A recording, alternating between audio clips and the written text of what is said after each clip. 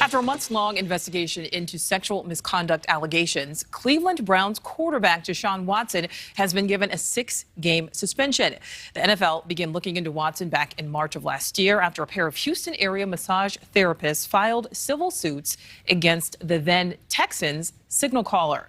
The number of civil suits against him continued to climb, ultimately ending up around 24. A criminal complaint against Watson followed in April of 2021, leading to the Texans' decision to bench him for the entirety of last season. Now, earlier this year, after being cleared of any potential criminal charges, Houston traded Watson to Cleveland. And in late June, he settled a majority of the civil suits. And about a month later, 30 women who'd accused him of misconduct settled their suits against the Houston Texans franchise. All of that eventually leading to today's developments. Watson settling the final civil suits and learning his punishment from a disciplinary officer appointed by the league. So joining us now to wade through all of this, Andrew Brandt, Executive Director of the Moorad Center for Sports Law. Andrew, thank you so much for joining us.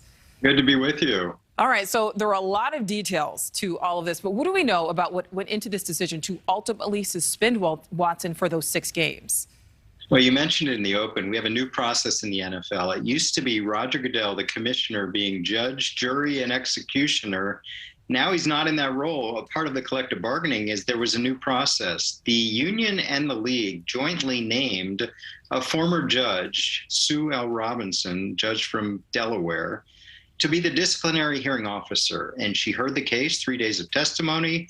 She got post-hearing briefs. And finally, today we learned 6 games. You know, my initial reaction was that seems light, because what we have here is allegations by multiple women. Only 4 testified. We've heard about a lot more than that. The NFL probably chose the 4 that had the most graphic details. But past precedent shows 6-game suspensions for mistreatment of 1 woman by several NFL players. And it seems like Judge Robinson, in her opinion, distinguished those cases from this case in that there was, and stay with me here, nonviolent sexual contact. She called it nonviolent, thereby distinguishing it from the others, even though it's hard to understand nonviolent when he was having these massages, which turned out to be much more than massages. Well, absolutely. You know, and ultimately, who defines that? Andrew, I want to dig into that a bit more now. So 6 games, 6-game suspension here. But, you know, NFL players have received longer suspensions for things like insider trading, gambling, marijuana. And it's only 2 more games than what Brady got for deflating footballs. So did the league maybe drop the ball here, so to speak? Yeah, it's going to be interesting to see if they appeal. They have a right to appeal to Judge this ruling. And guess who the appeal is to? Roger Goodell. So they basically have a right to appeal to themselves to increase the suspension. As of this moment, we do not know if they're going to appeal or not, but it does seem odd. And I wonder, there was some language in there that it's undisputed that this was nonviolent.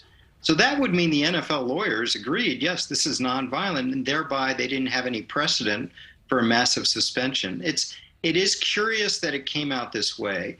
Deshaun Watson, either way, is going to receive the 95% or more of his salary. He's paid a $45 million signing bonus this year by his new team, the Cleveland Browns.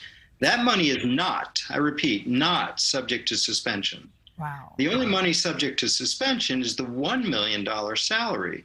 It was clearly structured to help out Deshaun Watson as it became this bidding situation when the Texans traded him, and there were multiple teams bidding for his services. It doesn't feel right. It doesn't feel right that this player is the highest paid player in the NFL. This player has the best contract in the history of the NFL. Wow. This player will miss, as it stands now, only 6 games for what it appears to be really, really negative conduct towards several women. Thank you for watching. Go to newsnationnow.com to find NewsNation on your television provider. And don't forget to click the red subscribe button below to get more of NewsNation's fact-driven, unbiased coverage.